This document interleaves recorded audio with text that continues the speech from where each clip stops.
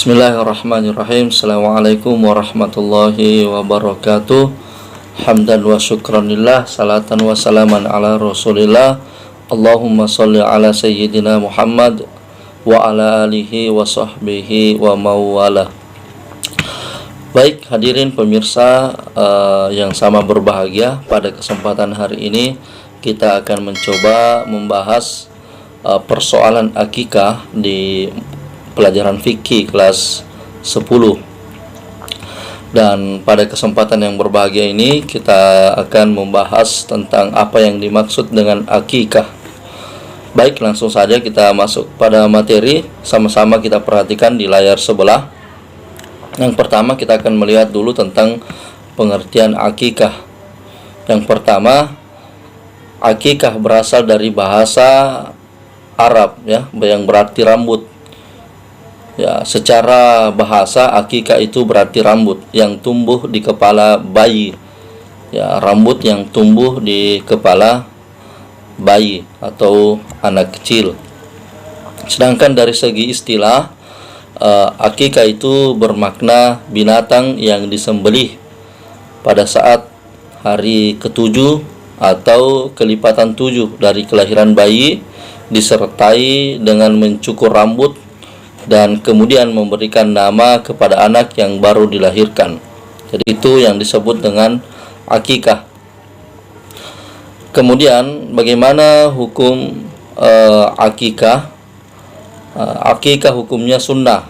Jadi dasar hukumnya melakukan akikah untuk anak kita, yaitu dasar hukum awalnya adalah kemudian sunnah ya, bagi orang tua atau bagi orang yang mempunyai kewajiban menanggung nafkah hidup si anak. Artinya begini, hadirin yang dirahmati Allah, hukum akikah itu bagi orang tua kepada anaknya itu sunnah.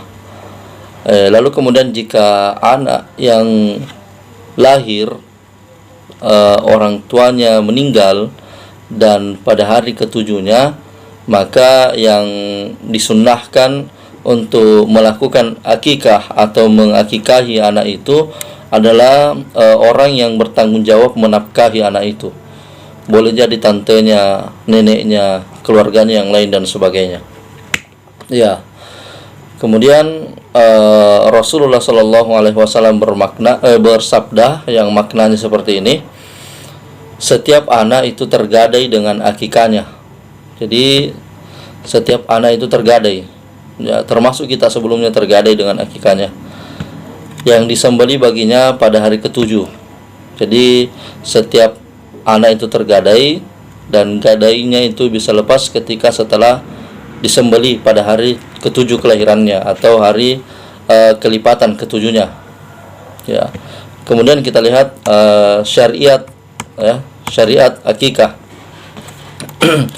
Disyariatkan akikah lebih merupakan perwujudan dari rasa syukur akan kehadiran seorang anak. Jadi akikah itu hakikatnya adalah merupakan bentuk rasa syukur orang tua karena telah diberikan karunia yang sangat besar oleh Allah Subhanahu wa taala, yaitu berupa anak.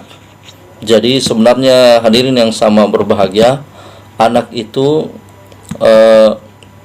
adalah salah satu karunia terbesar dari Allah Subhanahu wa taala.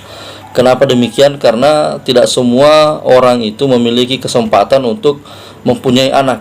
Banyak kemudian saudara-saudara kita, om kita, tante kita yang sudah puluhan tahun menikah tetapi belum dikaruniai seorang anak oleh Allah Subhanahu wa taala. Maka bersyukurlah ketika kita memiliki anak, dan bentuk rasa syukurnya itu adalah dengan cara melakukan akikah. Kemudian selanjutnya, sejauh ini dapat ditelusuri bahwa yang pertama dilaksanakan akikah adalah dua orang saudara kembar cucu Nabi Muhammad SAW. Jadi awal munculnya akikah itu bersumber dari kisah cucu Nabiullah Muhammad SAW ya, dari perkawinan Fatimah dengan Ali bin Abi Thalib yang bernama dengan Hasan dan Husain. Ya, peristiwa ini kemudian terekam dalam sebuah hadis yang maknanya seperti ini dari Ibnu Abbas radhiyallahu anhu. Sesungguhnya Nabi Shallallahu Alaihi Wasallam berakikah untuk Hasan dan Husain, masing-masing seekor kambing, ya, kambing kibas. Hadis riwayat Abu Daud. Perhatikan selanjutnya jenis dan syarat hewan akikah.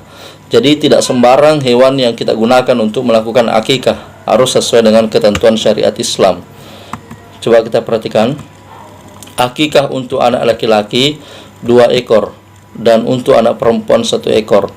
Jadi kalau anak laki-laki disunnahkan 2 ekor, kalau anak perempuan disunnahkan 1 ekor. Apa yang akan disembelih? Kita lihat. Adapun binatang yang dipotong untuk akikah, syarat-syaratnya sama seperti binatang yang dipotong untuk kurban. Jadi harus sehat, harus sehat, kemudian tidak cacat, cukup umur dan sebagainya. Sekarang kita perhatikan, kalau pada daging kurban disunnahkan menyedekahkan sebelum masak. Jadi kan kalau kurban itu dagingnya disedekahkan 1/3 sebelum dimasak. Tapi kalau akikah dimasak dulu lalu kemudian disedekahkan atau disumbangkan kepada orang yang kita rasa dia membutuhkan. Kemudian ada hadis dari Aisyah radhiyallahu an yang maknanya seperti ini, bahwasanya Rasulullah memerintahkan orang-orang agar menyembelih akikah untuk anak laki-laki 2 ekor kambing yang umurnya sama. Jadi 2 ekor kambing ini umurnya sama. Ya, kemudian dan untuk anak perempuan 1 ekor kambing. Sekarang perhatikan waktu penyembelihan akikah. Bagaimana waktunya? Penyembelihan akikah dilakukan pada hari ke-7. Jadi kalau hari ini lahir, hari ke-7-nya nanti sudah bisa melakukan akikah. Bagaimana jika tidak bisa? Jika tidak bisa pada hari ke-7, hari ke-14-nya, lipatan ke-7. Kalau tidak bisa di hari 14, maka di hari ke-21. Dan seperti itu seterusnya. Hikmah akikah, hadirin yang dirahmati Allah. Apa hikmahnya sehingga disyariatkan akikah ini? Perhatikan, berbagai peribadahan dalam Islam tidak terlepas dari hikmah-hikmah yang terkandung di dalamnya. Jadi setiap perintah pasti ada hikmah di dalamnya. Hal ini merupakan misi Islam sebagai agama rahmatan lil alamin. Jadi agama bagi seluruh alam yang membawa ketenangan bagi setiap makhluk yang diciptakan oleh Allah. Akikah merupakan satu bentuk peribadahan mempunyai hikmah sebagai berikut. 1. Merupakan wujud rasa syukur kepada Allah Subhanahu wa taala atas rahmat dan karunia yang telah dilimpahkan kepada dirinya. Jadi hikmah yang pertama, bentuk rasa syukur kita kepada Allah karena Allah sudah mengkaruniai anugerah yang sangat besar kepada kita. Kemudian yang kedua, menambah rasa cinta anak kepada orang tua. Jadi semakin menjalin hubungan yang luar biasa, yang harmonis antara anak kepada orang tua. Kemudian mewujudkan hubungan yang baik dengan tetangga. Ya kan, setelah kita sembelih kita berikan kepada tetangga, mengundang tetangga untuk makan. Itu kan salah satu silaturahmi, ya, ibadah sosial namanya dalam kehidupan sehari-hari.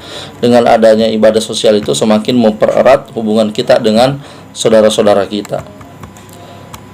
Baik, demikian yang dapat saya sampaikan terkait dengan akikah. Semoga ada manfaatnya.